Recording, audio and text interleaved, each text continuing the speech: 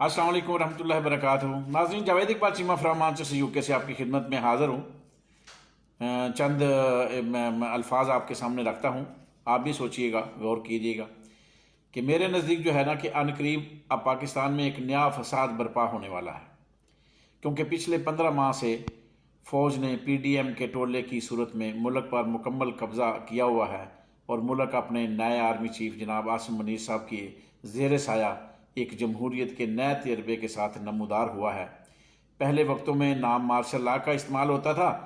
صرف ایک martial law administrator ہوا کرتا تھا، باقی عوام میں چند بھیڑ بکریوں کا ریوڑ وزیروں مشیروں کی صورت میں چن کر کام چلایا جاتا تھا، اور جب اور جہاں مارشل لا کے قانون کی ضرورت ہوتی تھی وہاں فوج کا قانون استعمال کر لیا جاتا تھا، اور جہاں جہاں جمہوریت کا راگ الاپنے کی ضرورت ہوتی تھی وہاں سول عدالتوں سے وہ کام لے لیے جاتے تھے، کیونکہ مارشل لا عدالتوں کے جج راتوں رات اپنا بور یا بستر لے کے مارشل لا کی تبلیغی جماعت میں نکل کھڑے ہوتے تھے، اور حاضر سر ہر وقت دستیاب ہیں کہ بورڈ لگا کر اپنی وفاداریاں بیچنے کو تیار ہوتے تھے، بلکہ وزیر مشیر جج بیوروکریٹ سبھی اپنے چہروں پہ یہ بورڈ لگا لیتے تھے کہ حاضر سر کوئی خدمت بھی ہو تو حاضر آپ حکم کریں۔ مگر مارشل لا والوں نے بھی چند بے ضمیروں کو اس لیے ساتھ رکھا ہوتا تھا تاکہ اپنے آپ کو عقل مند اور دنیا کو پاگل سمجھ کر یہ دھوکہ دیا جائے کہ پاکستان میں الحمدللہ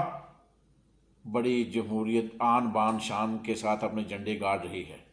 مگر اب کی بار ایک نیا تجربہ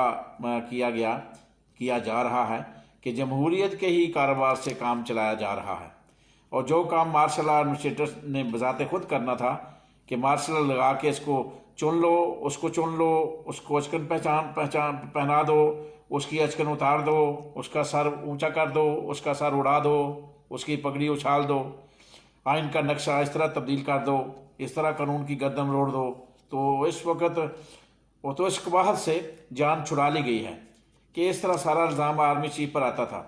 اب 25 کروڑ عوام میں سے چند پاگل بھی جو ہے نا بغاوت کے چکر میں جیل بھیجنا پڑتے تھے، اب کی بار سارا الزام سارا بوجھ پارلیمنٹ نے خود اٹھایا اور ترامیم پہ ترامیم کر کے ایک نیا ریکارڈ بنا دیا، بلکہ یہ ریکارڈ جو ہے نا دنیا میں گینس بک آف ریکارڈ میں آنا چاہیے کہ اتنی ترامیم کرنے والا یہ واحد ایک اسلامی جمہوریہ پاکستان ملک ہے جس نے اس چند دن کے اندر اتنی ترامیم کی کہ دنیا میں کوئی ملک ہمارا جو ہے نا اس کا مقابلہ نہیں کر سکتا۔ ہم اس بات میں بھی آگے نکل گئے ہیں، اور اس مارشل لا والی جمہوریت میں 2 فائدے ہوئے ہیں۔ مارشل لا والوں کو تحفظ فراہم تو کیا گیا تھا، مگر ساتھ ساتھ اپنا بھی الو سیدھا کر لیا گیا ہے، کچھ لو اور کچھ دو، کچھ ان کا فائدہ ہوا ہے اور کچھ ہمارا فائدہ ہوا ہے۔ وہ کام سارا کر دیا گیا ہے کہ اس کام کو تقسیم کر دیا گیا جس میں سارا الزام فوج پر آتا تھا۔ اب کی بار نیا نظام جمہوریت میں دونوں گروپوں کو فائدہ بھی ہوا اور میوچل انڈرسٹینڈنگ میں اضافہ بھی ہوا، اور سب سے بڑا فائدہ مارشل لا لگانے والوں کو ہوا کہ جنہوں نے اپنے اختیارات میں اضافہ مارشل لا لگا کے حاصل کرنا تھا انہوں نے پارلیمنٹ کے ذریعے اپنے آپ کو بظاہر تحفظ بھی لے لیا، اور بظاہر شہرت، نیک نامی اور اعلیٰ کارکردگی کے کافی سارے سرٹیفکیٹ بھی وصول کر لیے ہیں، قطع نظر اس سے کہ دونوں نے مل کر اتنی نفرت اپنے لیے اکٹھی کر لی ہے کہ اب کوئی بھی سیاسی پارٹی سوائے تحریک انصاف کے فوج کے خلاف الزام تراشی نہیں کرے گی اور نہ کر سکے گی، اور اس نئے تجربے سے بھی ملک کو تو کوئی فائدہ نہیں ہوا نہ ہوگا، مگر جمہوریت کے چیمپئن کو آنے والے وقتوں میں اس کا خمیازہ بھگتنا پڑے گا۔ یہ دیکھ لینا کیا ہوتا ہے آنے والے وقتوں میں۔